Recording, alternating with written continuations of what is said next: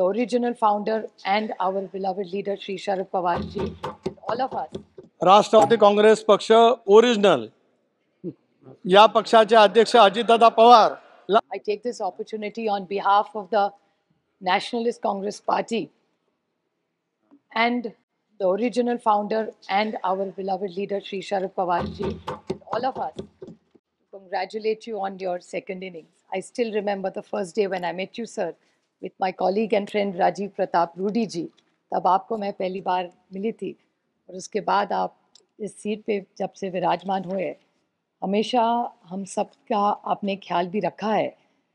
लेकिन पिछले 5 सालों में कोविड में भी जिस तरह से जैसे ट्रेजरी बेंच के साथ ऑपोजिशन के भी हम सब के लिए आपने जिस तरह से ख्याल रखा, हमेशा हमारे हर मेंबर को आपने फ़ोन भी किया, पूछा।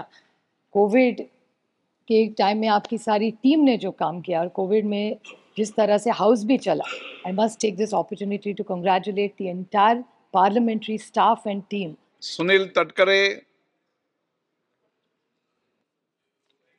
आपल्या अभिनंदन प्रस्तावावरती मला मराठीत बोलण्याची परवानगी दिल्याबद्दल मी आपल्या मनापासून या ठिकाणी आभार मानतो.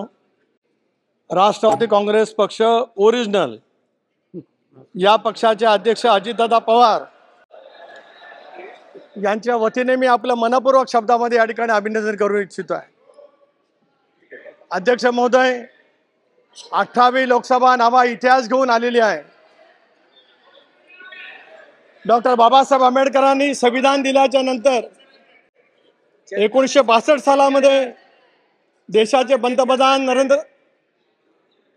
जवाहरलालजी नेहरू हे तिसऱ्यांदा पंतप्रधान झाले होते.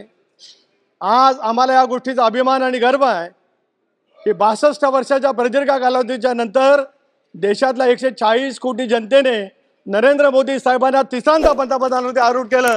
याचा अभिमान आम्हाला सर्वांनाच त्या ठिकाणी आहे. आणि म्हणूनच या 18व्या लोकसभेचे सलग दुसऱ्यांदा लोकसभा अध्यक्ष होण्याचा बहुमान आपल्याला मिळाला, त्याच्याबद्दल मी मनापासून या ठिकाणी अभिनंदन करतो. मी छत्रपती शिवाजी महाराजांनी हिंदवी स्वराज्याची स्थापना केली त्या रायगडचा खासदार आहे आणि आज माझ्या बाजूला छत्रपती शिवाजी महाराजांचे 13वे वंशज बसलेत. ही आजची लोकसभा त्याची साक्ष देते आहे. याचा मनापासून अभिमान या ठिकाणी आहे. गेली 5 वर्ष त्या वाकावरती बसून आपण मला न्याय दिला. आता इथे बसून आपल्याकडनं न्याय मिळेल. शून्य काल आणि इतर वेगवेगळे प्रश्न सोडण्याची बांधिलकी आज मोदी साहेबांच्या नेतृत्वाखाली त्या ठिकाणी होत असतानाच आम्हाला सुद्धा आणि महाराष्ट्राला आमचा वेगळा आवाज उठवण्याची संधी आपल्या मार्फत मिळेल अशी अपेक्षा व्यक्त करतो. आणि मराठी भाषेला अभिजात भाषेचा दर्जा आपल्या अध्यक्षतेखाली आम्हाला मिळावा अशी अपेक्षा करून थांबतो. धन्यवाद.